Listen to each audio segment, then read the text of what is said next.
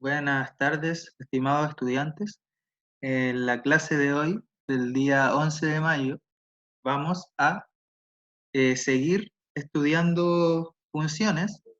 En concreto, vamos a seguir estudiando propiedades que tienen tanto el dominio como el recorrido de funciones reales, para luego ir avanzando hacia la noción de función compuesta, la resolución de algunos problemas de planteo, y finalmente cerrar la clase estudiando lo que es la función logarítmica y la función exponencial.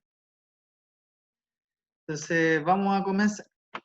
Entonces recordamos que las funciones estaban definidas de la siguiente manera. Tenemos dos conjuntos no vacíos A y B. Voy aquí a poner modo de lectura. Tenemos entonces dos conjuntos A y B que son no vacíos, es decir, tienen elementos, y una función de A en B, o sea, que lleva elementos del conjunto A, que es el conjunto de partida, al conjunto B, que es el conjunto de llegada, es una regla o correspondencia que asocia a cada elemento de A un único elemento de B. ¿Qué quiere decir esto?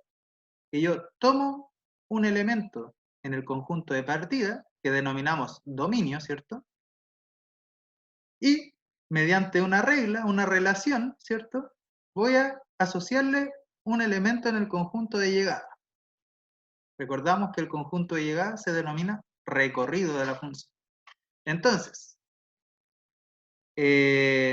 a los elementos que están en A, ¿cierto? Les llamamos las preimágenes, y al elemento que yo le asocio en el conjunto B se le denomina la imagen. ¿Sí? ¿Qué es lo que caracteriza una función entonces? Que en esta regla de correspondencia se asocia a cada elemento en el dominio un único elemento en el recorrido. O sea, a un elemento que está en el dominio solo le corresponde uno y solo un elemento en el conjunto de llegada. O sea, no podría ocurrir que a un mismo elemento en el conjunto de partida yo le asocie dos distintos en el conjunto de llegada. O lo que es lo mismo que una función, si es que estamos trabajando en los números reales, que yo evalúe la función en un valor y me dé dos resultados al mismo tiempo. Eso es básicamente el concepto de función. Entonces, notaciones que vamos a utilizar. La notación más extendida, ¿cierto?, es definir la función solo mediante su relación, ¿cierto? Y igual f de x, o sea, y igual algo que depende de x, una expresión que contiene x. F vamos a utilizarlo para nombrar la función, para nombrar a la regla que define esta función, ¿cierto? X se denomina la variable independiente, ¿cierto? X es la que no depende de nada, e y es la variable dependiente, porque si se fijan acá es y la que depende de x, por lo tanto y es la variable dependiente. Finalmente vamos a llamar f de x al valor de la función al evaluarla en x, o sea, la imagen de x. ¿Sí? Ejemplos. Bueno, una función puede ser la función x menos 1 dividido en x más 2. Entonces, a cada valor de x en el dominio, ¿cierto? Acá esta función tiene cierto dominio. Si nos recordamos la noción de dominio, son todos los valores en R tal que este valor existe, tal que tienen una imagen, ¿cierto? Entonces acá, ¿para qué valores de R esta expresión va a existir? Bueno, como es una fracción, las fracciones van a estar bien definidas, van a existir solo cuando el denominador sea distinto de 0. ¿Sí? Por lo tanto acá, la restricción para que esta función esté bien definida y exista, ¿cierto?, es que x más 2 sea distinto de 0 y por lo tanto x sea distinto de menos 2. ¿Sí? Por lo tanto, el dominio de esta función van a ser todos los reales excepto el menos 2. Pero nos estamos desviando. Entonces, ejemplos de funciones puede ser esta x menos 1 partido de x más 2, ¿cierto? Acá la hemos nombrado solo mediante la relación. Dominio y recorrido son cosas que nosotros vamos a buscar. Y otra función puede ser g de x igual a x cuadrado más 3. Entonces, variable dependiente, perdón, variable independiente es la x. La x no está dependiendo de nada. Variable dependiente en este caso va a ser f de x, porque es la f la que depende de x.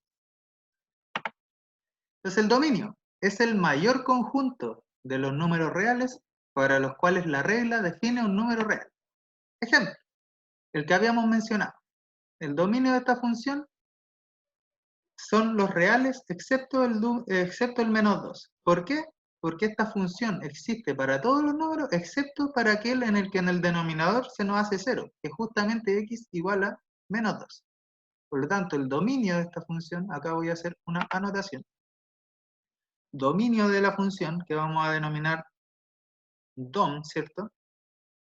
Dominio de f sería los reales sin el 2. Lo vamos a denotar así. Disculpen la letra, esta cosa es un poco complicada. Ya. Entonces ese sería el dominio de la función f. Y el dominio de la función g, fíjense que acá, ¿cuál es la condición que tiene que cumplir esta función para que exista? ¿Qué condiciones tiene que cumplir un número al cuadrado, ¿cierto? Sumado con 3 para existir. Ninguna. Yo acá puedo meter cualquier número real, ¿cierto? Y obtener el valor. No se me va a indeterminar en ningún caso. Al contrario como ocurría acá, ¿cierto? Que cuando se hacía 0 no existía por ser una fracción. Acá yo no tengo ninguna restricción porque puedo elevar al cuadrado cualquier número que se me ocurra, ¿sí? Y sumarle 3. Entonces acá el dominio de la función g serían todos los números reales. El dominio de g va a ser R. ¿Sí? Les recuerdo, muchachos y muchachas, que ustedes pueden ir pausando el video. Entonces cuando yo haga preguntas, la idea es que ustedes pausen el video y puedan meditar un minuto la pregunta, dar su respuesta y luego verificar que lo que ustedes razonaron, reflexionaron es lo que yo doy como respuesta, o criticar después mi respuesta, comparar lo que tenían ustedes con lo que tenía yo. Entonces, seguimos. Vamos a borrar acá. Ya. Entonces, el recorrido ahora, así como el dominio eran todos los valores para los cuales la función existía, ¿cierto? El recorrido es el conjunto de todas las imágenes de x, con x en el dominio de la función. Entonces, aquí una observación. Yo para encontrar el recorrido de mi función, como está definido como el conjunto de todas las imágenes con x en el dominio, entonces yo primero necesito conocer el dominio, ¿sí? Porque si yo no conozco el dominio, no voy a poder conocer dónde vive mi x, y por lo tanto no voy a poder conocer dónde está el f de x, que son las imágenes, ¿sí? Entonces, primera aquí observación, para conocer el recorrido, necesito saber previamente el dominio. Entonces acá dan como ejemplo la siguiente función y nos piden determinar el recorrido, ¿sí? Esto lo vamos a dejar en pausa. Ustedes ahí intenten calcular el dominio. Yo, por el tema de extensión de la clase, no voy a calcular el dominio de esta función, el recorrido de estas funciones, pero les voy a dar el hint, la pista que tienen que seguir para poder calcular el dominio de estas funciones. Hay dos maneras de calcular el recorrido de la función. La primera, que a mi parecer es la más simple, es determinar la gráfica de la función, ¿cierto? Esbozar la gráfica y ver en el eje vertical dónde la función está definida. Entonces, yo observo la gráfica de la función, ¿cierto? Y me fijo en el eje vertical. A ver, ¿dónde la función hace sombra? Lo voy a explicar con el g de x, ¿sí? Entonces, la gráfica de la función g de x es la g es una función cuadrática, ¿cierto? X cuadrado más 3, cuya gráfica ya habíamos estudiado y sería aquella función cuadrática, una parábola, ¿cierto? Abierta hacia arriba, ¿sí? Que corta al eje y en el valor 3, ¿cierto? Porque aquí le hemos sumado 3. Entonces, esta función corta al eje y en el 3. ¿Sí? Bueno, este es el eje x. Entonces, ¿cómo yo me voy a fijar? Bueno, y se extiende, al ser una parábola, se extiende indefinidamente, ¿cierto? Abre sus ramas indefinidamente hacia arriba. Entonces, el recorrido de la función son las imágenes, ¿cierto?, de lo X, o sea, son todos estos valores que van a parar al eje Y, son las imágenes. Por lo tanto, yo me voy a fijar la función, ¿dónde está en el eje Y? Si se fijan, la función desde el 3 hacia abajo no existe en el eje Y. No hay ninguna imagen en la función asociada a valores que están bajo el 3. Pero en cambio, sobre el 3 sí ocurre eso. Por lo tanto, mi función va a ir desde el 3 hacia el infinito, positivo. Por lo tanto, ese va a ser el recorrido de la función g. Para el recorrido de la función f es un poco más difícil determinarlo gráficamente. Entonces ahí yo puedo echar mano a la estrategia algebraica. Entonces lo primero que voy a hacer para determinar el recorrido de f algebraicamente, voy a tener que calcular su dominio. El dominio de esta función ya lo conocíamos, eran los reales menos el 2. Entonces yo después voy a decir que y es igual a esta expresión de acá, y es igual a x menos 1 dividido x más 2, ¿cierto? Y lo que voy a hacer para encontrar el recorrido de la función es despejar el x en términos de y. ¿Sí? O sea, despejar x igual a algo que depende de y, ¿cierto? Y como yo voy a saber los intervalos en los que vive el x, voy a poder asociar una inecuación a esta expresión que yo voy a encontrar y poder encontrar entre qué valores está el y. ¿Sí? Eso va a quedar de tarea, lo vamos a ver más adelante. Continuamos. Voy a borrar entonces.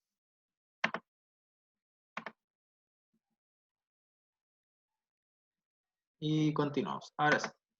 Entonces, la gráfica de una función, entonces recordamos que era el conjunto de todos los puntos x, y en el plano, ¿cierto? En R2, para los cuales x, y es un par ordenado de f. ¿Qué quiere decir esto?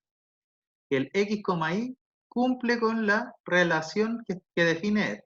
Entonces, por ejemplo, si f de x es x cuadrado, ¿cierto? Entonces la gráfica de esta función van a ser todos los x, y en R2, tales que y es igual a x cuadrado, o sea, la coordenada y es x cuadrado, entonces van a ser todos los pares de la forma x, x cuadrado. ¿Sí? Entonces, ¿cómo yo voy a encontrar la gráfica? Le voy a dar valores a x y voy a ir encontrando puntos. ¿Sí?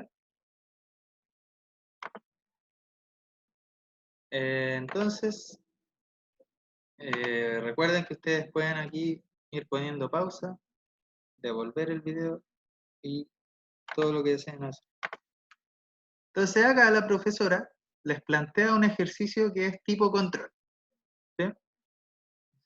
Nos dan tres funciones, f, g y h, cada una definida por una relación en particular. Y les pide determinar el dominio de f, ¿cierto? Ya sabemos determinar dominio de estas expresiones, ¿cierto? Lo único que debemos exigir es que la función esté bien definida. Entonces acá hay una fracción, ya sabemos lo que tenemos que hacer para que una fracción esté bien definida. Acá g es una raíz, también conocemos con una raíz cuadrada, ya conocemos condiciones para que las raíces cuadradas estén bien definidas, recordando que estamos trabajando en los números reales. Y también nos piden determinar el recorrido de f. ¿Sí? El recorrido ya sabemos cómo calcularlo, ¿cierto? Primero encontramos los dominios, luego podemos seguir una estrategia gráfica, graficar esta función, esbozar la gráfica y ver en el eje Y donde la gráfica tiene imágenes, ¿cierto? O bien seguir la estrategia algebraica, que es un poco más larga y requiere más análisis. Yo recomiendo siempre hacer las dos, ¿sí? Una complementa a la otra. Luego nos pide calcular el valor numérico de esta expresión de acá, f evaluada en 2 menos h evaluada en menos 1, dividido en h evaluado en 1. Acá lo que tendríamos que hacer sería reemplazar donde corresponda, ¿cierto?, los valores que nos indican.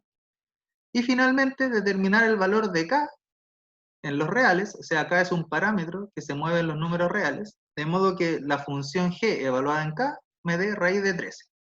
Entonces ahí yo tengo que reemplazar en g el parámetro k, y e igualar a raíz de 13. O sea, nos están pidiendo, en otras palabras, en lenguaje de función, que encontremos la preimagen, ¿cierto?, de raíz de 13, porque tenemos que encontrar aquel valor cuya imagen es el raíz de 13. En otras palabras, encuentre la preimagen de raíz de 13. Y aquí un teorema importante que los va a seguir durante harto tiempo. Álgebra de funciones. Entonces, sean f y g dos funciones, ¿cierto?, cuyos dominios son a y c respectivamente, o sea, el dominio de f es a y el dominio de g es c. Entonces, ¿y por qué se llama álgebra de funciones?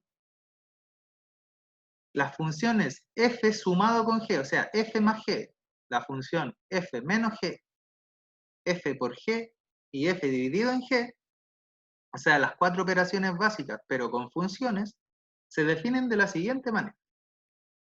F más g de x, o sea, la suma de las funciones va a ser la suma de f de x más la suma de g de x. Y su dominio va a ser la intersección entre los dominios originales. O sea, si el dominio de f es a y el dominio de g es c, el dominio de la suma de las funciones va a ser a inter c. ¿Sí? Lo cual es lógico, porque el a son todos los elementos, ¿cierto? Es el conjunto de todos los elementos para el cual el f está bien definida, ¿cierto? Y el c son todos los elementos para el cual la g está bien definida. Entonces, si yo quiero la suma, necesito que ambas estén definidas al mismo tiempo. Por lo tanto, necesito los elementos que están en la intersección de los dominios. Que necesito que ambas existan al mismo tiempo. Lo mismo con la resta, ¿cierto? La resta de funciones se define como la primera función restada con la segunda función y el producto sería el producto de la primera función con el producto de la segunda. Y acá, el cociente de funciones. Entonces, el cociente de funciones se define como f, la primera función en el numerador, ¿cierto?, dividido por la segunda función en el denominador, ¿sí?, f de x dividido en g de x, y el dominio tiene que cumplir dos cosas. Primero, tiene que ser la intersección porque yo necesito que tanto f como g existan, ¿cierto?, estén bien definidas, pero además, al ser una fracción, el denominador tiene que ser distinto de cero. Entonces, aparte de ser los elementos de la intersección, tienen que cumplir que la imagen en g, g de x, entonces sea distinta de cero, para que el denominador no se anule. Ejemplos.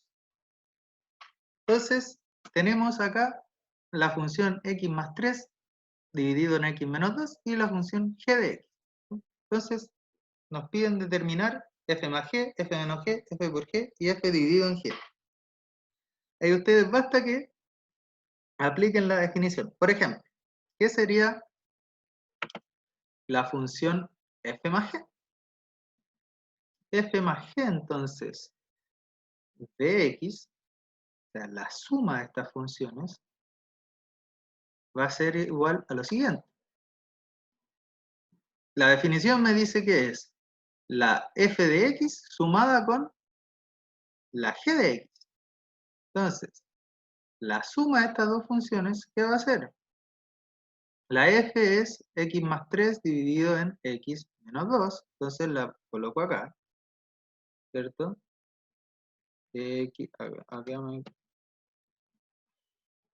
sería x más 3, ¿cierto?, dividido en x menos 2 y sumada con g, ¿cierto? Pero g es x cuadrado menos 4.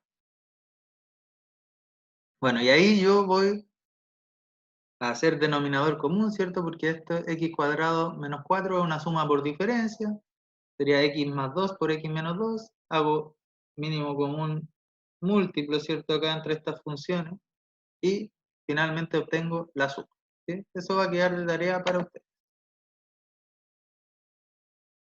Entonces, aparte de la suma de funciones, tienen que determinar la resta, el producto y el cociente. Y ahora viene algo medular y que también los va a seguir por bastante tiempo. la composición de función. Entonces vamos a estudiar la definición de función compuesta. Entonces la definición dice lo siguiente. Dadas dos funciones f y g, ¿sí? O sea, tengo una función f y una función g, la función compuesta de g con f, ¿sí? Así se lee. La función compuesta de g con f es como al revés de cómo se escribe, y se denota f circulito g, está definida de la siguiente manera. F circulito g o función compuesta f o g se define como la función f evaluada en g de x. O sea, si yo tengo f o g en ese orden, eso equivale a la función f, yo la evalúo en g de x. ¿Sí? Entonces acá la variable que va a ir dentro de f va a ser g de x. ¿Qué consecuencias tiene esto? Entonces, primero, el dominio de la compuesta de g con f son todas las x en el dominio de g, tal que g de x está en el dominio de f. ¿A qué nos vamos a referir con esto? Primero lo vamos a ver algebraicamente y luego simbólicamente. Si yo quería que mi función existiera, ¿cierto? Fíjense, ¿qué función es la que yo estoy evaluando dentro de la otra? Primero, estoy evaluando la g en la f, ¿cierto? Entonces lo primero que necesito es que la función g esté bien definida, cosa que eso sea un número que exista. Entonces g de x tiene que estar bien definida, por lo tanto, necesariamente los elementos del dominio de la compuesta tienen que cumplir que g de x está bien definida. O sea que las x están en el dominio de g. Recuerden que el dominio de g son todos los valores para los cuales la función g está definida. Entonces yo necesito que las x estén en el dominio de g para que este g de x exista.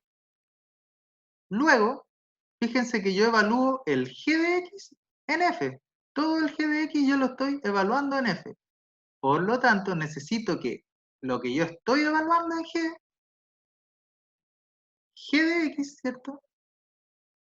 Esté en el dominio para que f evaluado en eso, ¿cierto? Exista. Por lo tanto, lo que yo necesito entonces es que los elementos del dominio de la compuesta son todos aquellos en los que la x está en el dominio de g para que exista g de x, y g de x, o sea, esta cosa que yo evalué acá, está en el dominio de f para que f evaluado en eso exista. Y esto se puede ilustrar de la siguiente manera.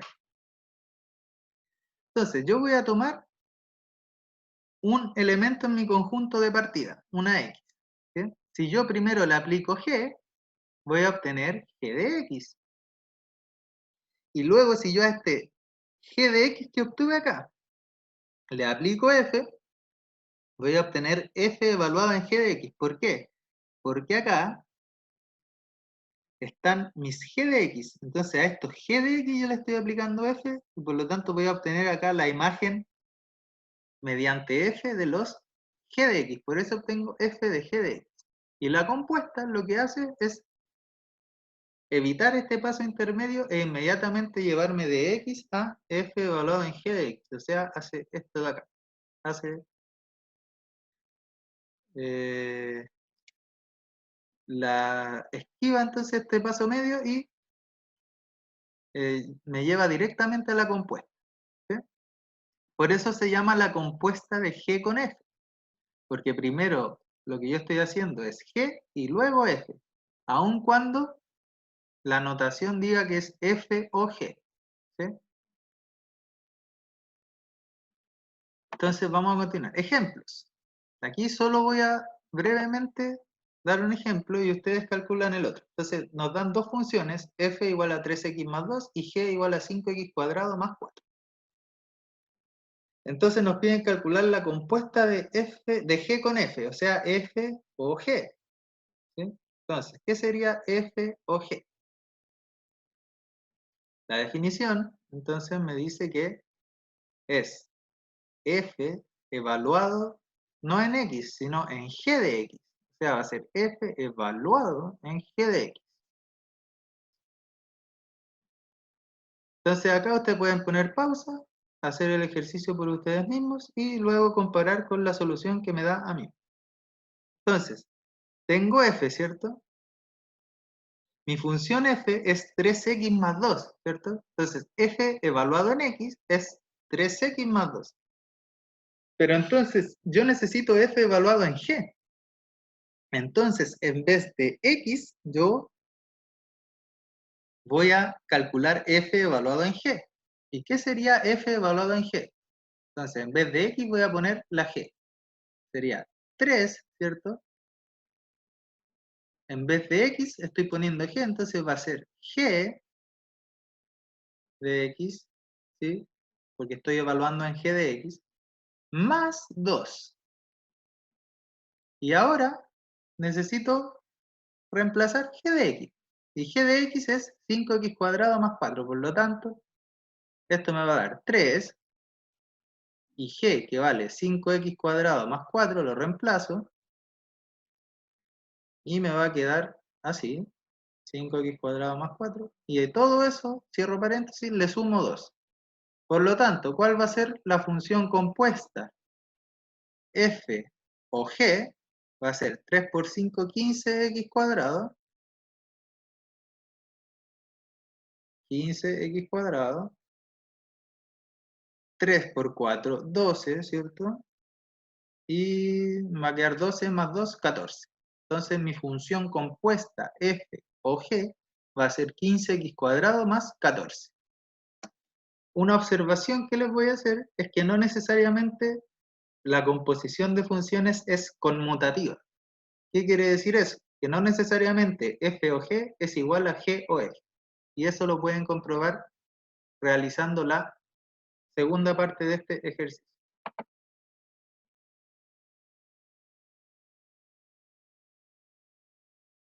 Entonces, continuamos. Bien, ahí está. Observación, en general la función compuesta no es conmutativa, ¿sí? Solo en algunos casos especiales vamos a tener que se cumple la conmutatividad. Ya, entonces vamos a, en esta parte de la clase, hacer un breve recordatorio. Les recomiendo pausar el video, tomar 5 minutos de descanso y luego continuar. Entonces, ecuación de la recta. ¿Qué es la ecuación de la recta? Bueno, todos sabemos que una línea recta es, tal como indica su nombre, una línea en el plano, ¿cierto? Una línea recta. Entonces, esas líneas rectas en el plano se pueden determinar o se pueden representar mediante una ecuación, ¿sí? Tal como han estudiado en geometría analítica. Entonces, ¿cómo vamos a obtener esta ecuación de la recta? ¿Sí? Por dos puntos del plano pasa una única recta, ¿cierto? Eso es por geometría euclidiana. Si yo tengo dos puntos determinan una única recta. No hay dos rectas distintas que pasen por los mismos puntos. Entonces, si al primer punto lo llamamos P y tiene coordenadas x1 y 1, y al segundo lo llamamos Q con coordenadas x2 y 2, la ecuación de la recta que pasa por P y Q es la siguiente. Y, que es la variable, menos I1, que es un numerito, que es uno de estos de acá, la coordenada I del punto P, es igual a I2 menos I1 partido de x2 menos x1, multiplicando a x, que es una variable, menos x1, que es un numerito. Entonces, ¿qué es lo que yo tengo acá? Que y menos algo va a ser igual a un numerito, ¿cierto? Por x menos algo. Entonces aquí, en el ejemplo, ustedes pueden determinar la ecuación de la recta que pasa por menos 4,10 y 8, menos 5. ¿Cómo lo van a hacer? Definen el punto P, ¿cierto? La coordenada x del punto P, que es menos 4, lo vamos a definir como x1, al 10, que es la coordenada y del punto P, lo vamos a definir como el y1, y el q lo voy a definir como x2, y2. ¿Sí? Entonces aquí, para que para ustedes encontrar la ecuación de la recta que pasa por estos dos puntos, basta que reemplacen los valores pertinentes, x1 y 1, x2 y 2, en la fórmula y van a obtener la ecuación de la recta. ¿Sí? Recuerden que y x son variables, ¿sí? Esas no se reemplazan, quedan tal cual. Ya, entonces haciendo eso ustedes van a encontrar la ecuación de la recta. Tienen que respetar siempre el orden sí en el que eligen los puntos. Si a este le llaman x1 e y1, después no pueden a mitad de camino a este llamarle x1 y 1. Siempre tienen que ser consecuentes. Ya, seguimos. En general, tenemos la ecuación de la recta en su forma principal. Y igual mx más b. Vamos a ver por qué. Donde m es la pendiente y b el intercepto con el eje y. ¿Por qué?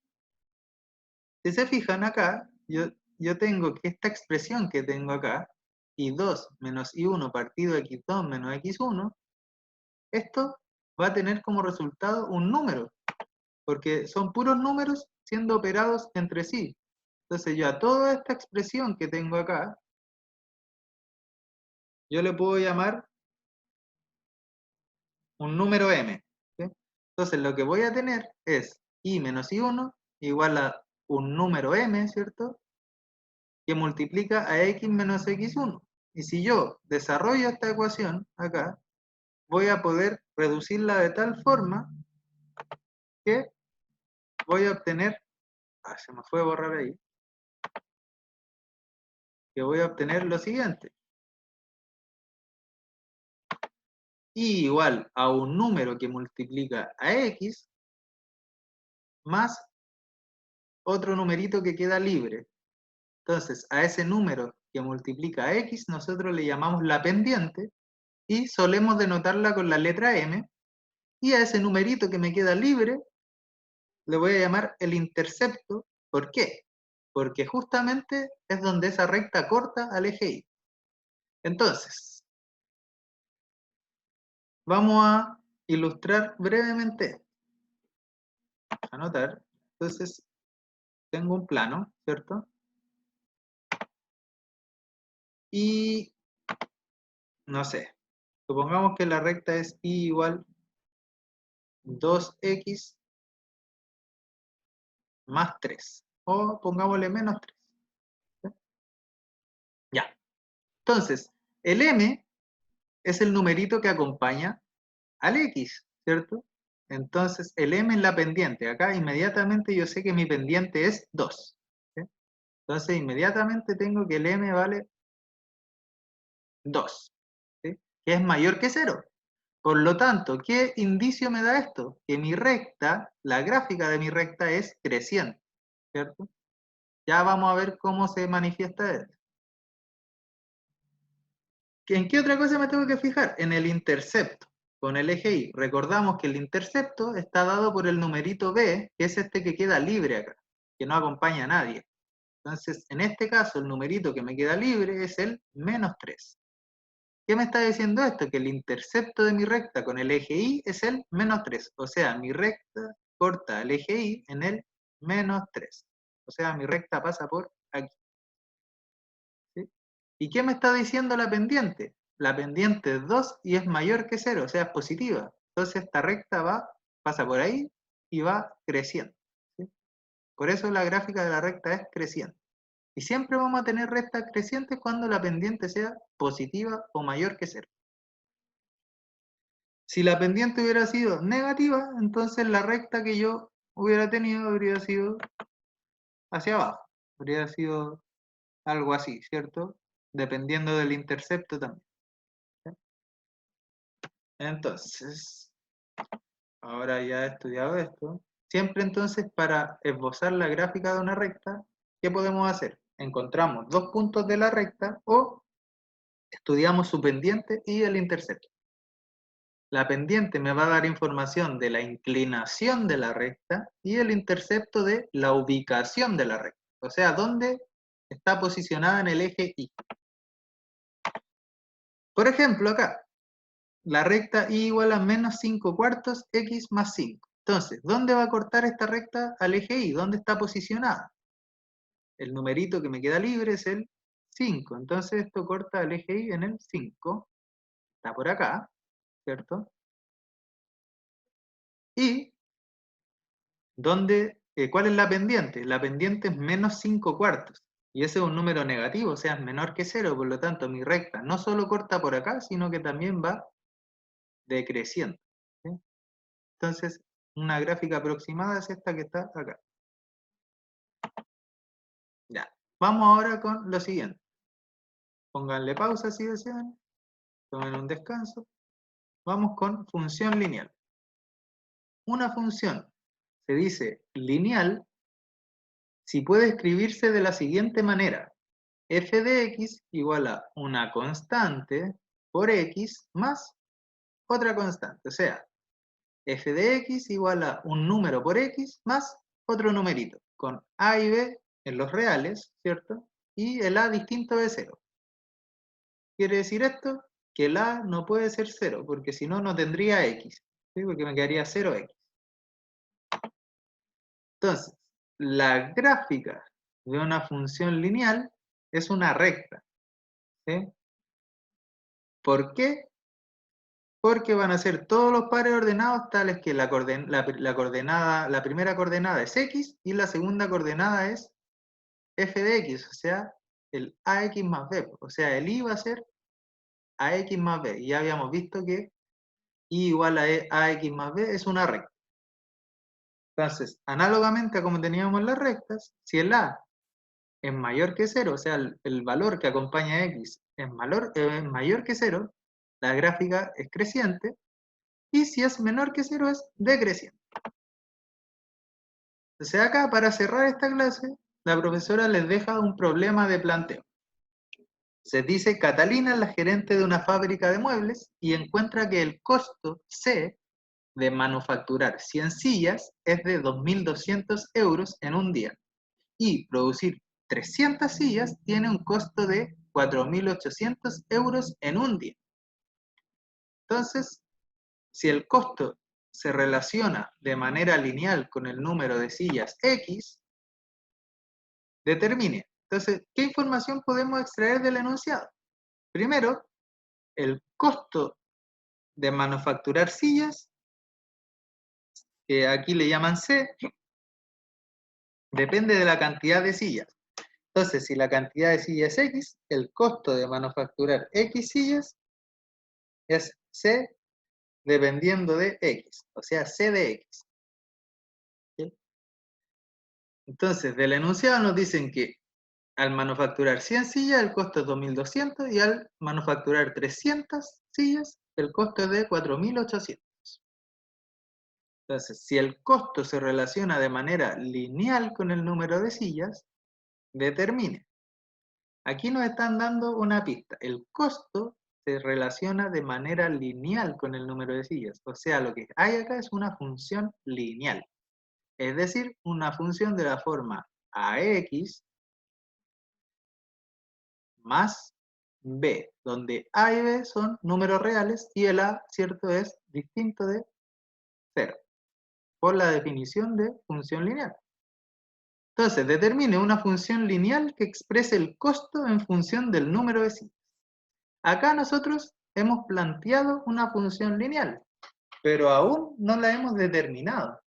¿Por qué? Porque para determinar la función lineal, es decir, que yo conozca completamente cuál es la función, lo que necesito determinar son los valores de A y B.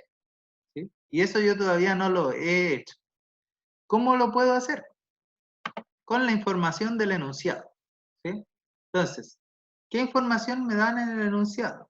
Primero, lo voy a rayar por acá. ¿Sí? El costo de manufacturar 100 sillas, o sea, cuando el X, que es la cantidad de sillas, vale 100, eso hace que mi costo C de 100 sea igual a 2.200. ¿Sí? 2000. A ver, voy a escribirlo mejor porque esto me está quedando un poquito feo. Voy a escribirlo con un texto mejor. Entonces, ¿qué me está diciendo esta de acá? Vamos a moverlo donde menos molesta. Molesta en todos lados. Acá. Entonces, lo primero que me está diciendo esto es que el costo de manufacturar 100 sillas, o sea, C de 100, es igual a 2.200. Y por otra parte, el costo de manufacturar 300 sillas es igual a 4.800. Entonces acá tengo dos datos. El costo evaluado en 100, ¿cierto? Es 2.200. Pero ¿qué es el costo evaluado en 100? Recordemos que el costo es una función lineal de las sillas. Entonces, la relación es costo de X igual a AX más B. Entonces, si el costo de X es AX más B, el costo, pero evaluado en 100, ¿cierto? Sería C evaluado en 100. O sea, la X la reemplazo por 100. O sea, sería A por 100 más B. Y, análogamente, el costo evaluado en 300, el costo de las 300 sillas, 4.800. O sea, A por 300 más B me da 4.800. Y acá yo tengo un sistema de ecuaciones, ¿cierto? Entonces puedo ¿qué puedo hacer acá? Como tengo un sistema de ecuaciones donde las incógnitas son A y B, ¿puedo usar algún sistema conocido para, ¿puedo usar algún método conocido para resolver estas ecuaciones? Encontrar los valores de A y B y reemplazarlos acá. Y ahí voy a determinar mi función. Los apartados B y C son más de lo mismo. Dice, calcule el costo de manufacturar 120 sillas. Entonces, como yo ya voy a conocer el A y el B, voy a conocer mi función. Entonces, basta que yo reemplace por 120 y me va a dar el valor. Y acá dice, si el costo en un día fue 3.500 euros, ahora me están dando el costo, ¿cuántas sillas se manufacturaron? Entonces reemplazo el costo y despejo la cantidad de sillas. ¿Sí? Hasta acá entonces ha llegado la primera parte de la clase del día de hoy. ¿Vamos? Bueno, ahora les recomiendo tomar otra pausa para poder comenzar con lo que son las funciones logarítmicas y las exponenciales. Se puede borrar.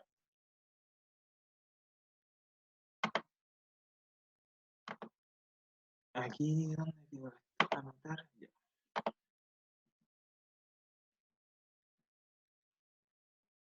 Y vamos a comenzar en breve con función logarítmica y exponencial. Cerramos acá. Y vamos acá. Entonces, la segunda parte de la clase, como les había dicho, era estudiar lo que es la función logarítmica y la función exponencial. Bueno, y acá sale también funciones definidas a trozos. También vamos a ver un poquito de eso. Entonces, vamos a poner esto en modo de lectura y vamos a darle. Entonces, función exponencial. Entonces, dice, la función exponencial es una función de la forma f de x igual a elevado a x. ¿Qué quiere decir esto?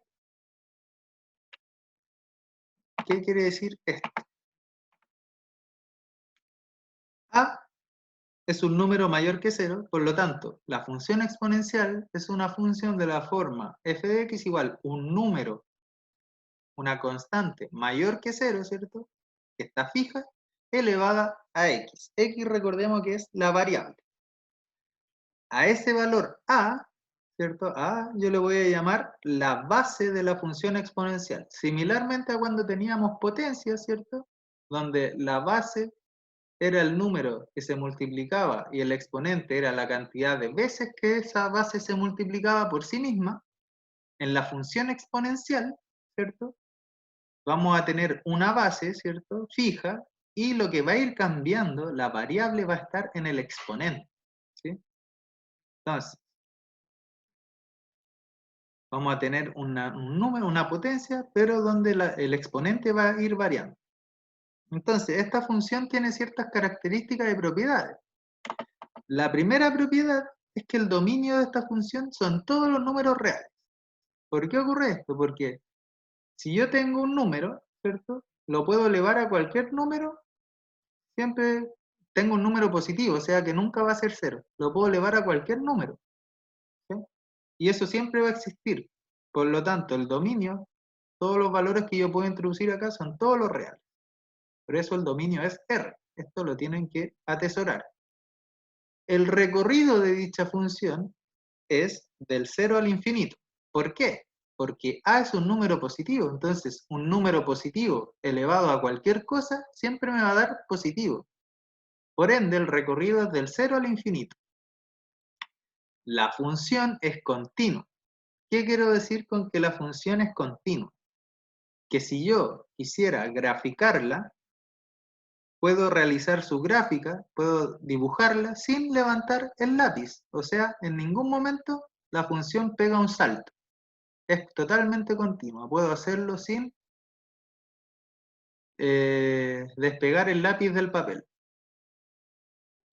Contrario sería que fuera discontinua, en la que me pasara algo así. Imagínense yo la tratara de dibujar y me pasara esto. Estoy dibujándola y me pego un salto y la sigo dibujando por acá. Esa función no es continua, ¿sí? En cambio, la exponencial es continua. Otra propiedad que cumple es que la función evaluada en 0 siempre me da 1, sin importar la base. Y eso es evidente porque si yo un número lo elevo a 0, ¿cierto? Me va a dar 1. Otra propiedad es que si f de x es igual a f de y, entonces x es igual a y. O sea que si las imágenes son iguales, eso implica que las preimágenes son iguales. Esa es una propiedad que vamos a estudiar más adelante de las funciones, que se llama la inyectividad, ¿sí? Para que la atesoren también. Es decir, ¿cierto? Que si a elevado a x es igual a elevado a y, entonces necesariamente los exponentes x e y son iguales. Otra propiedad interesante, esta función tiene muchas propiedades, es que el producto f de x por f de y es lo mismo que la función evaluada en la suma. Y eso se deriva inmediatamente de las propiedades de las potencias. Recuerden que si yo tengo dos potencias de la misma base multiplicándose, entonces los exponentes se suman. Entonces, como estamos en la función exponencial, si multiplico dos exponenciales, ¿qué va a pasar con los exponentes? Sería una sola exponencial cuyos exponentes se suman. Y finalmente, bueno, si a es un número que es mayor que 1, la función exponencial, la gráfica va a ser creciente, o sea, va a tener una forma como esta. Y aquí nos ponen el ejemplo de la función y igual 2 elevado a x, la base es 2. Y si el valor de la base, recuerden que la base es siempre positiva, pero si el valor de la base está entre 0 y 1, la función es decreciente, o sea, su gráfica va a ir disminuyendo a medida que el x va aumentando. Y ahí se muestra en la imagen. Y nos ponen como ejemplo la función y igual 0.4 elevado a x. Siguen la propiedad. Váyanse acostumbrando porque la función exponencial es muy importante. Y acá estamos dando muestra de su importancia. Ya llevamos más de 10 propiedades. Entonces, la gráfica de las funciones f de x igual a elevado a x y g de x igual a 1 partido a elevado a x, o lo que es lo mismo, a elevado a menos x, son simétricas respecto al eje OY, o sea, respecto al eje Y. Y aquí lo muestran con un ejemplo práctico. Entonces, la primera función que nos dan es 0,5 elevado a x, o lo que es lo mismo, un medio elevado a x, ¿cierto? Cuya base está entre 0 y 1, por lo tanto es decreciente, correspondería a esta función que está acá, ¿cierto? Y, por otra parte, nos ponen la función y igual a 2 elevado a x, que es esta de acá. Entonces, si se fijan, ambas funciones son simétricas respecto a este eje que está acá, este eje de simetría, sea, que si yo doblara un lado del plano hacia el otro y los hiciera calzar, las gráficas quedarían justo una encima de la otra.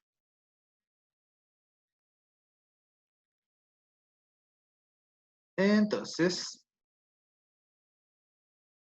vamos a seguir avanzando. Bueno, nos plantean el siguiente ejercicio. Se estudia y representa la función f de x igual a 4 elevado a x. Entonces, lo que tenemos que estudiar son las características de la función. Primero, la base de esta función es 4, ¿cierto? Y acá lo señalo. ¿Qué pista me va a dar que la base sea 4? Primero, la función va a ser creciente, ¿cierto? Porque es mayor que 1 la base.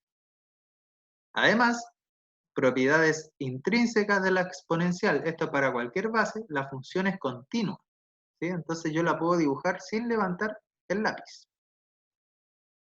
El dominio son todos los reales, por lo tanto, la gráfica va a tener presencia en todo el intervalo que yo la dibuje. Entonces, por eso el dominio es R, ¿cierto? Ya habíamos dicho que era creciente. El recorrido va desde el 0 al infinito. Eso es por el hecho de que es 4 elevado a algo. Y 4 elevado a algo va a ser siempre positivo. Entonces, mi función, la gráfica, necesariamente tiene que estar sobre el eje X. Y finalmente podría trazar la línea de acá.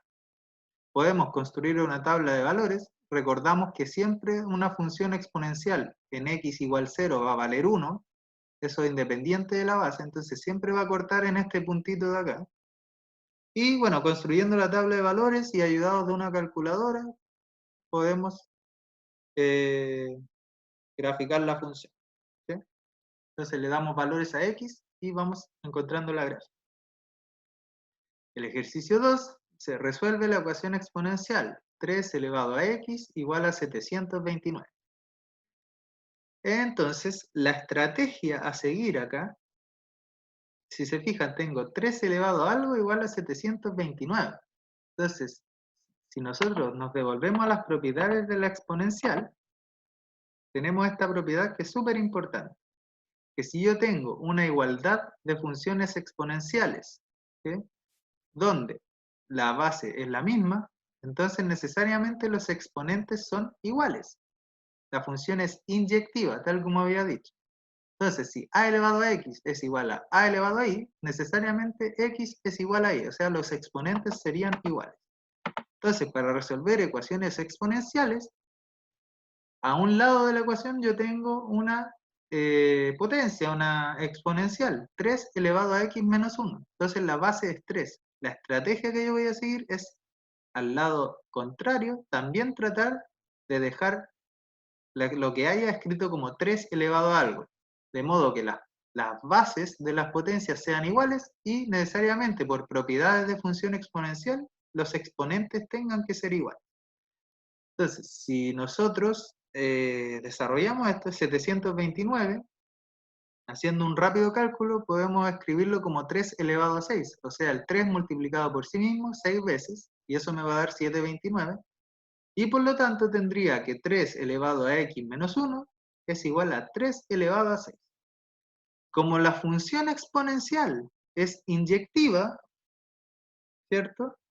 Entonces, si las bases de la potencia son igual, necesariamente los exponentes tienen que ser iguales. Por lo tanto, x menos 1 es igual a 6. Y es lógico, porque si a un lado tengo 3 elevado a algo, y eso es igual a 3 elevado a otra cosa, necesariamente los exponentes tienen que ser iguales, porque estoy el 3 elevándolo a lo mismo y los resultados son iguales.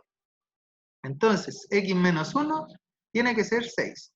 Despejando x, tendríamos entonces que la solución de la ecuación es x igual 7.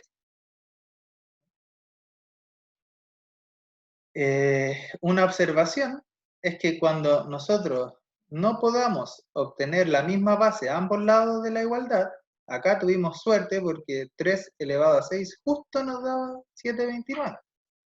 Pero hay casos, no sé, si me hubieran puesto 728, yo no habría podido encontrar un número tan simple de modo que 3 elevado a ese número me diera 728.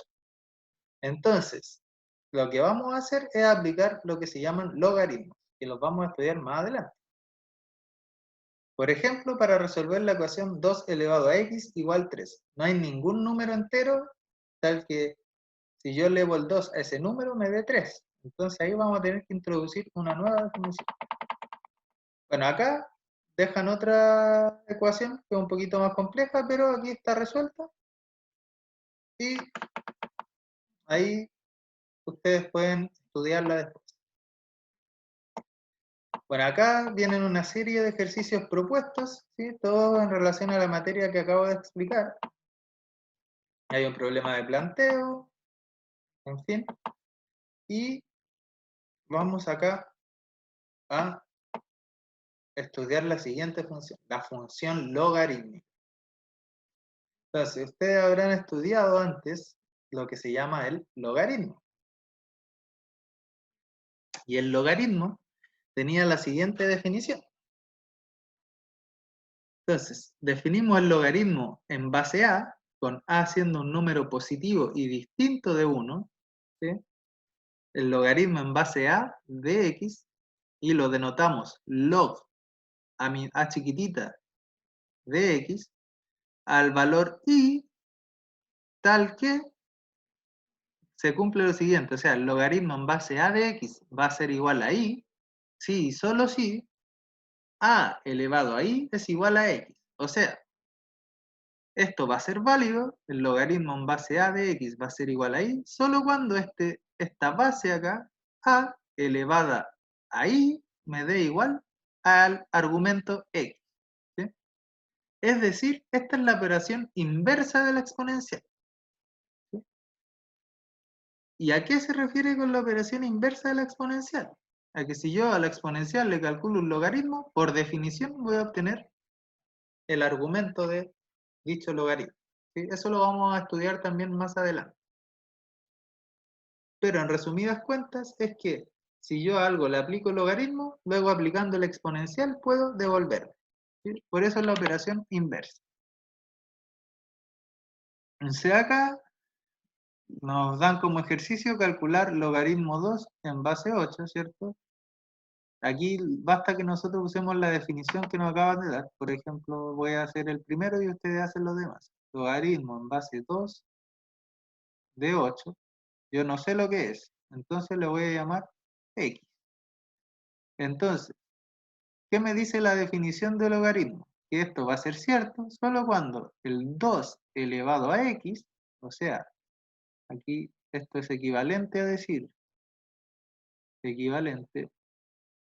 que 2 elevado a este x, ¿cierto? La base elevado a esto es igual a 8. Y si se fijan, tenemos una ecuación exponencial, donde el 8 yo lo puedo escribir como 2 elevado a 3, y por lo tanto voy a tener que 2 elevado a x es igual a 2 elevado a 3. Como la exponencial es biyectiva, como estudiamos antes, entonces necesariamente los exponentes tienen que ser iguales. Por lo tanto, x igual a 3. Por lo tanto, ¿cuánto es el logaritmo en base 2 de 8? Es 3. Entonces el logaritmo es aquel número al cual yo tengo que elevar la base para obtener el argumento. Por eso 2 elevado a 3 me da 8. Entonces el resultado de esto es 3. ¿Sí? Y así ustedes pueden ir jugando con los demás. Bueno, los logaritmos recuerden que satisfacen ciertas propiedades, ¿cierto? Ahí ustedes las pueden recordar. La más célebre que se me viene a la mente es que si yo tengo el logaritmo de un producto, eso es la suma de los logaritmos, transforma el producto en una suma. Entonces, función logarítmica. La función logarítmica, al igual que la exponencial, tiene una gráfica y tiene ciertas propiedades. La primera propiedad es que el dominio de la función logarítmica es desde el 0 al infinito. O sea, yo solo le voy a poder calcular logaritmos cuando esté trabajando los números reales a números que son positivos. ¿Sí? No puedo calcular el logaritmo de un número negativo. El recorrido de la función logarítmica son todos los números reales. Si se fijan, Cuando teníamos la función exponencial, teníamos que el recorrido era el cero infinito. Acá en la logarítmica tenemos que el dominio es el cero infinito. Y en la exponencial, el recorrido de la exponencial era el cero infinito. Perdón, el dominio de la exponencial eran todos los reales. Acá ocurre todo lo contrario. El recorrido de la logarítmica son todos los reales. Entonces, si se fijan, son dos funciones que tienen el dominio y el recorrido alternados. El dominio es el recorrido de una y el recorrido de una es el dominio de la otra. Eso ahí nos va a ir haciendo cada vez más sentido que sean funciones inversas. La función es continua en el intervalo 0 infinito, o sea, es continua en todo su dominio. Yo la puedo dibujar sin levantar el lápiz. Bueno, otra manera de entender esto es que yo cualquier valor al que le calcule el logaritmo en este intervalo va a existir. Por eso es continuo. Yo cualquier valor, por ínfimo que sea o por grande que sea, en este intervalo yo le puedo calcular el logaritmo. Si el logaritmo en base a de x es igual al logaritmo en base a de y, o sea, funciones de la misma base, logaritmos de la misma base, si son iguales, entonces necesariamente los argumentos son iguales. Similarmente a como ocurría con la exponencial, la función también es biyectiva. Si el logaritmo de algo es igual al logaritmo de otra cosa, necesariamente ese algo es igual a la otra cosa. El logaritmo en base a de 1 es 0. ¿Y por qué ocurre esto? Se desprende inmediatamente de la definición. A elevado a 0 me da 1, por lo tanto el logaritmo en base a de 1 siempre va a ser 0. Otra propiedad interesante, el logaritmo en base a de un a elevado a un número es igual al número. O sea, el logaritmo con la exponencial se cancela, ¿sí? Siempre y cuando tengan la misma base. ¿Por qué ocurre esto? Porque, por definición, a elevado a p tiene que ser igual a elevado a p. Corto y preciso. Y finalmente, la propiedad célebre de la que le hablaba, logaritmo del producto, logaritmo de x por y, es igual al logaritmo de x más el logaritmo de y. Bueno, y acá, propiedades derivadas de las anteriores, el logaritmo del cociente es una resta, el logaritmo de una potencia es p veces el logaritmo. ¿Sí? Acá, otra propiedad interesante de los logaritmos es que si yo se lo aplico a una potencia, el exponente pasa multiplicando afuera del logaritmo. Entonces, el logaritmo en base a de x elevado a p, el p sale del logaritmo multiplicando. Y acá, esta propiedad, chicos, guárdenla, atesórenla, es la propiedad del cambio de base.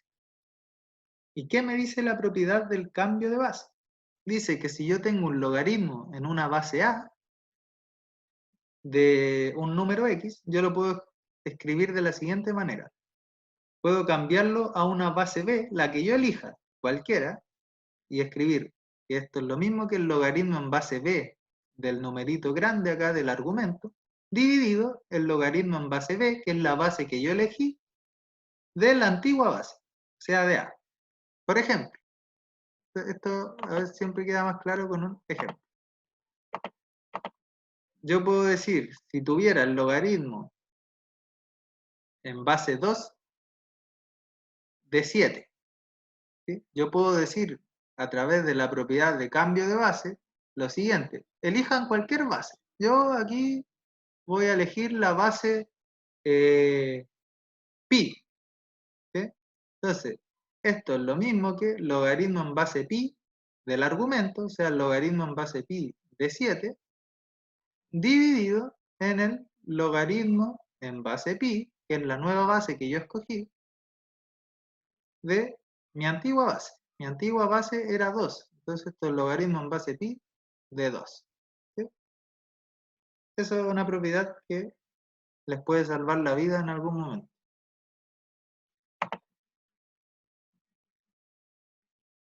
Finalmente, la función logaritmo de x y la función exponencial de x son inversas. Y por lo tanto son simétricas respecto a la recta y igual a x. Recordemos que cuando dos funciones son inversas, sus gráficas son simétricas, ¿sí? Respecto a la recta y igual a x. Ya para ir terminando, vamos a analizar algunos casos. La función logaritmo, si es que la base del logaritmo es mayor que 1, va a ser creciente, ¿cierto? Al igual que ocurría con la exponencial. Y si la base está entre 0 y 1, va a ser decreciente. ¿Sí? Esto nos va a ser especialmente útil cuando resolvamos en ecuaciones. Las funciones logaritmo en base a de x y logaritmo en base 1 partido a son simétricas respecto al eje o x. Y aquí esto es súper interesante porque recuerden que la función exponencial era simétrica, la función a elevado a x, ¿cierto? Que yo podía decir que era esta, era simétrica respecto al eje y, al eje vertical, que es este, a la función 1 partido a elevado a x, ¿sí? O sea, si esta es a la x, 1 partido a elevado a x va a ser esa de ahí, y es simétrica respecto al eje vertical. Con el logaritmo ocurre algo parecido. Entonces el logaritmo en base a es simétrica, pero respecto al eje x, a la función logaritmo en base 1 partido a. ¿Sí? Y acá nos ponen el ejemplo. Logaritmo en base 2 de x, que es esta, y logaritmo en base 0,5 o base 1/2 de x, que sería esa de ahí. ¿Sí?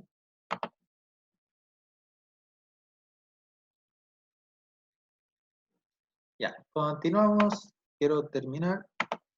Bueno, la calculadora nos permite calcular dos logaritmos. El logaritmo en base 10, acá algo que no mencioné es que cuando el logaritmo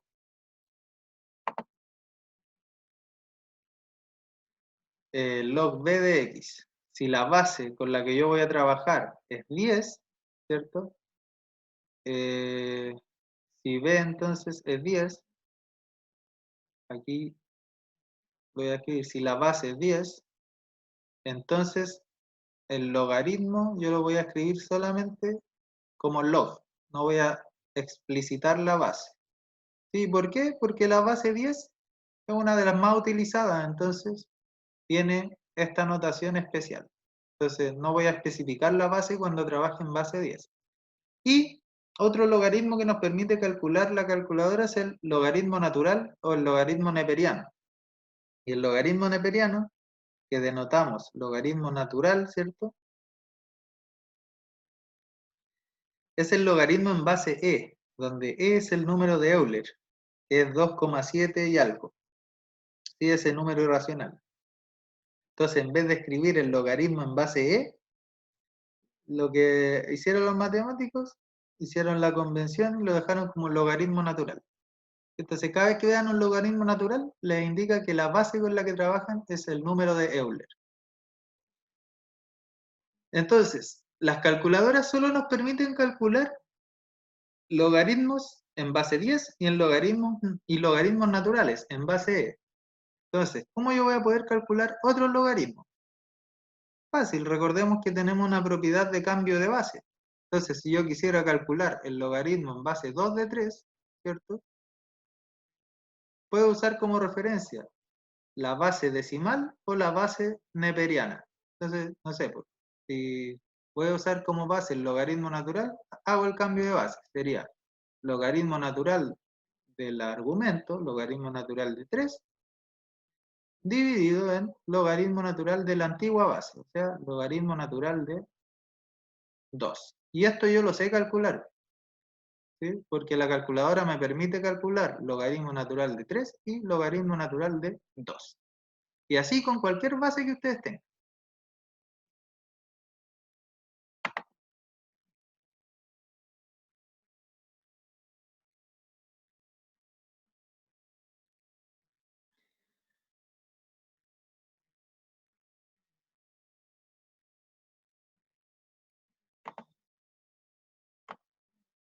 Bueno, acá, bueno, nos piden, nos dan ejercicios de relativo a logaritmos, ¿cierto? Ahí ustedes los revisan. Cualquier duda me pueden escribir al correo, el cual ya está disponible en el aula. Y acá se les deja una serie de ejercicios propuestos. Para terminar, vamos a estudiar lo que son las funciones definidas a trozos. ¿Sí? Entonces, hemos estudiado funciones definidas por una sola expresión. Por ejemplo, estudiamos la logarítmica, la exponencial, la cuadrática, pero siempre trabajando en todo el dominio con la misma relación, con la misma expresión. Pero también hay funciones que son definidas a intervalos o funciones definidas a trozos, como la que se presenta acá en el ejemplo. F de x igual a una función que vale x más 4 cuando el x es menor o igual que menos 3, que vale 2 si el x está entre menos 3 y 1, y que vale menos x si el x es mayor que 1. Entonces fíjense lo que ocurre acá. Esta está definida por tres relaciones distintas. ¿Cómo yo voy a saber cuál relación usar? Va a depender del dominio en el que esté trabajando. Entonces, si el x es menor o igual que 3, o sea, si el dominio son desde el menos infinito hasta el menos 3, mi función va a ser x más 4. Si mi x está entre menos 3 y 1, mi relación va a ser f de x igual 2. Y así sucesivamente.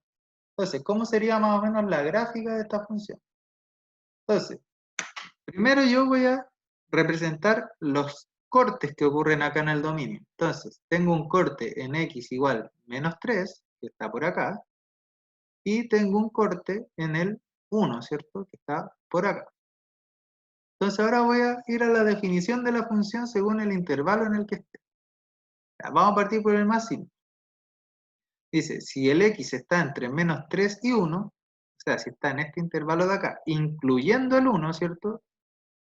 Entonces, aquí, mi función es la función constante igual a 2. Entonces, si por aquí está el 2, en este intervalo, ¿cierto? Mi función va a valer 2, ¿sí? Incluyendo al 1. Entonces, en el 1 aquí voy a dibujarlo pintado, porque sí lo incluye. Y en el menos 3 no lo incluye. Entonces, esta notación con el círculo blanco me va a indicar que mi función no toma el menos 3.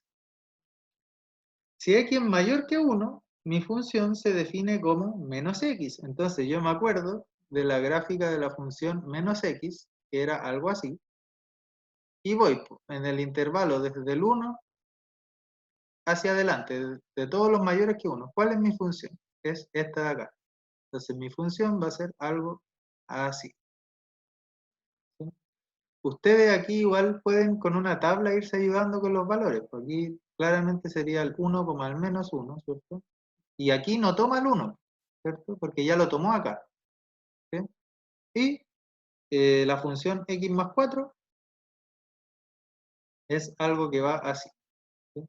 Y acá, como acá no toma el 3, sí lo tengo que tomar acá. Porque está definida hasta el x menor o igual a menos 3. Entonces sí lo tomo. Y esa sería mi función, la gráfica de mi función definida atrás. Entonces, lo que voy a hacer es ponerme en cada caso y para cada caso hacer una tabla y trazar la respectiva gráfica.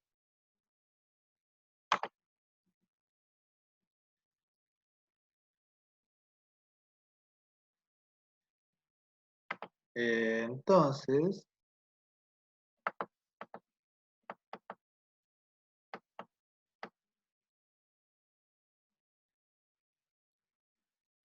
así para cada uno de los tramos realizamos la gráfica y luego la juntamos en una sola. Ahí me quedó la función que yo había hecho. Me había equivocado, la había hecho por arriba, pero en realidad es por abajo. ¿Sí? Y bueno, aquí hay ejercicios propuestos, representar las funciones a trozos que les dan ahí y estudiar gráficamente las siguientes funciones. Y nos dan algunos valores absolutos, ¿cierto? Entonces, para resolver estos, ustedes van a la definición de valor absoluto y recuerdan que el valor absoluto de x se define como la función x cuando el x es mayor o igual que 0, ¿cierto? O sea, la función valor absoluto es x cuando el x es positivo o 0 y menos x cuando este es negativo. ¿Sí? Entonces, ¿qué es lo que hace el valor absoluto? Le quita el signo a lo que le estoy aplicando el valor absoluto. Entonces, si me están pidiendo acá definirlas como funciones a trozos, aquí ya definí la primera. Valor absoluto de x sería esta función a trozos. Pero acá, en las otras funciones, lo que tengo que estudiar es qué es lo que ocurre con todo lo que está dentro del valor absoluto. Entonces ahí, dependiendo del dominio que yo tenga, del dominio en el que esté trabajando, es como voy a definir mi función. De una pista acá, tienen que analizar el caso cuando lo de adentro es mayor o igual que 0 y cuando lo de adentro es menor o igual que, o sea, menor que 0. Y ahí van a tener los dos trozos. Bueno, y aquí van a tener que ir resolviendo inecuaciones asociadas a cada una de las funciones que están dentro del valor absoluto. Eso, chicos, espero que esta clase haya sido clarificadora. Recuerden que me pueden escribir al mail, yo estoy atento a todas sus dudas. Y bueno, nos vemos en la próxima sesión. Recuerden que mi correo está en el aula virtual en la sección principal. Eso, adiós, que tengan una buena semana. Chao.